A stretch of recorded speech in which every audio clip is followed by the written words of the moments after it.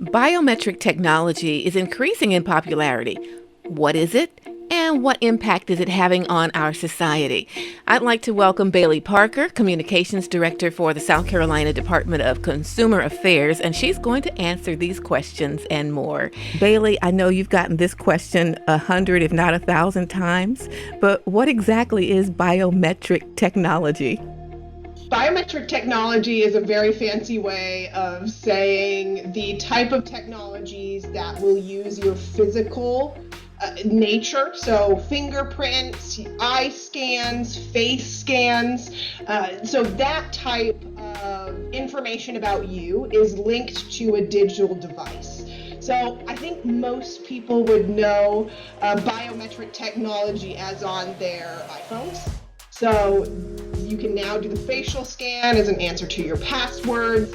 On the old iPhones, you could do the fingerprint scan. So those are examples of biometric technologies. Okay, and actually biometric technology is not a new thing. Actually, it started a while ago. It's just getting more and more involved. Yeah, so historically, biometric technology actually was started in 1890. That was the first record of fingerprint scanning and using that as identifiers for people. But the type of technology that we know now is probably been more developed in the last 20, 30 years than any other time. And it's been rapidly developing as we see a lot of technology doing so these days. So yeah, it's been around for a really long time. We're just using it in different ways and a lot more often. Right. Now, a part of what you do is you go around and you educate communities about biometric technology and safety measures. So with this technology, it's kind of a scary thing because, somebody can probably steal your information. So tell us about some of the safety issues that are concerned with biometric technology. Yes, so there are definitely pros and cons when it comes to biometric technology. One of the cons that we see is a lot of companies may be using that information for their own benefit. So I know the FTC recently settled a lawsuit about a company that was based out of California who was actually saving all of these biometric technology services. An example would be like Facebook. Facebook is also in a little bit of trouble about this subject because they were saving information. Like if you log into Facebook and you go to upload a photo, you may get that little square around your photo and it'll suggest to tag somebody, whether it's yourself or somebody else. That's a version of biometric technology. It's recognizing faces there. What Facebook didn't disclose was that they were saving that biometric technology. So that's definitely one of the biggest negatives here is if we are using biometric technology for all of these different services, that companies may misuse it or save it when they really shouldn't be. But I would say the bad comes with the good. And there's a lot of really good things with biometric technology that we kind of need to weigh it as we go forward using it, because it's not going to go away.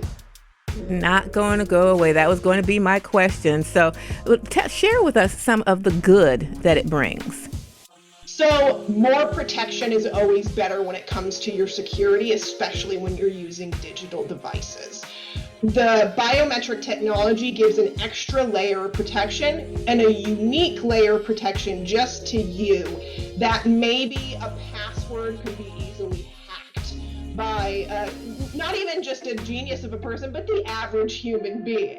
So biometric technology, if used appropriately, can really add layers of protection to your passwords, which should already be strong, but it's adding extra layers on your bank accounts, on any sign-ins that you may have on your phones. So yes, there are some negative things here, and the information can be misused, but also if you're using it in an appropriate way, it can save you a lot of heartache if you didn't create the strong enough password for your, say, bank account. and somebody hacks into your bank account because you don't have a strong enough password and you didn't have multi-factor authentication set up, you could lose all your money. And biometric technology can add an extra layer of that security to keep your money and information safe. What kind of things, if any, can we do to protect ourselves from fraud or from someone getting our information digitally? So there's a lot of things you can do, and we're a state agency. We're not going to tell you to go out and buy a product. You can do all of these things on your own for free. Number one, the best piece of cybersecurity any human being can use right at this point is multi-factor or two-factor authentication. Almost all banks offer it. If you have a bank that doesn't offer multi-factor authentication, you might want to consider shifting banks, because it is the leading standard for cybersecurity. And multi-factor authentication isn't just for banks. It's for, you have it, Facebook offers it, Instagram offers it, every social media offers it, Amazon offers it, Google offers it. I mean, it's the standard now. And a lot of consumers say, well, I mean, it takes time. It takes time to look at the code and enter in the code. And I get it. It's a little bit of an inconvenience, but that little inconvenience can save you so much heartache down the line. Because what that's going to do for you is, say I set up multi-factor authentication on my bank, and I get a message I get to choose. I either get an email or a text message or a call that somebody's attempting to log into my account. That's what multi-factor authentication is. If it's me, I get the code and then I just put the code in. If it's somebody that's not me, they can't log in because they don't have the code that was just sent to my cell phone. So that is the best way to protect your digital devices. And it's even offered on iPhones. You always want to have your phones, not just iPhones, but any cell phone. You always want to have a password on your phone, and you want to have multi-factor authentication set up for that. And also, the other way to keep your information safe is having those strong passwords. It's said that women especially make their passwords associated with their family members or their pets or their children, because it's easy to remember, right? And not saying that men don't do that also, but women identify more with that than men do. But the problem with that is we are putting so much information on the internet now. We're posting on Facebook, Instagram, TikTok, Twitter. We are putting so much of our personal information on the internet willingly. And hackers and scammers love it, because then guess what? They know your children's name. You probably did a birthday post about them, so they know your child's birthday. You may get birthday messages. They know your birthday. They know how old you are. You might even put your hometown on the internet. And they're going to use all that information, and they're going to start guessing your passwords. And it's not like some person is just sitting in a basement and typing random passwords. There's actually pieces of hardware now that scammers will use connected to their computers, where they just enter in keywords, and then that will auto-generate, and it will just put in hundreds and hundreds of passwords every single minute, and it will try until it gets it. So please, if you're making passwords, make sure they're at least 12 characters. You use uppercase and lowercase letters, numbers, and a special character, and do not make them related to your personal life. I know that's extremely difficult, but they have services now. I have one, a password manager. It's completely free. I have a password on my password manager, multi-factor authentication, and if I can't remember a password to something, I've got it in my password manager. So those are the two best tips we can give with keeping your information safe when you're using a digital device of some sort.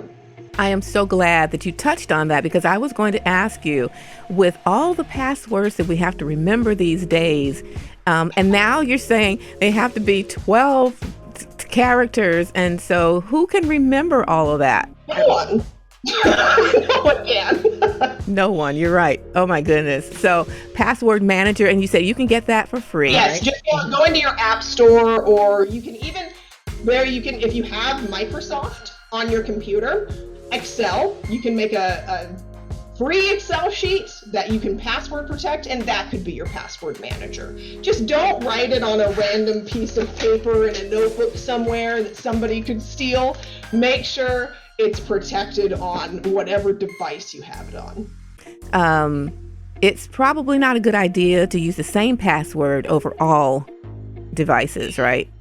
Very bad idea. I thought you would say that. Yes, very bad idea. And I'm even guilty of doing this in the past. And I know my parents, I've had to talk to my parents about, they had the same password for probably 2 decades on all of their accounts until recently when I said, okay, we're going through and we're changing all of them. And the danger of that is if a scammer gets a hold of that one password, they now have access to everything. And they will try. They're going to try. They'll say, okay, there's a likelihood that they've used this on another account. So they'll start going into random accounts that they know that you may be associated with and trying there. Because the more information they can get about you and the more accounts they can access, the easier it is to steal your identity and your money. How can people be part of those webinars for the community or maybe even businesses or churches? How can they participate? Join our Wednesday webinars. They happen every Wednesday at 10:30 a.m. You can sign up for those webinars by going to our website, consumer.sc.gov, and on our calendar there, the links are all there. But also I want to mention, we travel the entire state and we give in-person presentations too. So if you have a church group, a school, a community center, whoever, I've gone to HOAs, I've spoke to people as old as 100 years old and people as young as 5 years old on different topics. You can request a presentation also by giving us a call or going to our website, and it's just right there on the how do I to request a presentation. Bailey Parker, thank you so much. She's the Communications Director for the South Carolina Department of Consumer Affairs, with some great information. And again, if anyone would like to get more information about what we've talked about today, where can they go? You can go to consumer.sc.gov. My direct phone line is 803-734-4296, or you can call the general SCDCA number at 1-800-922-1594. That's toll free in the state of South Carolina. All right, super. Thank you so much for your time.